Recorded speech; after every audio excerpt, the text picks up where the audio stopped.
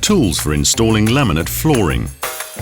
You can't install laminate flooring with only your hands, but thanks to the easy click system, you don't need a ton of tools. A quick overview of the tools you'll need to install laminate flooring. Measuring tape to measure the room and to determine the length of the boards. A pencil to make notes and sawing lines. A hammer, a crowbar and a tapping block to click the floor into place. A jigsaw to cut the boards to length and to saw round shapes. Gloves to protect your hands. Spacers to maintain space between the floor and the wall, and a bevel tool to measure corners. You don't have everything?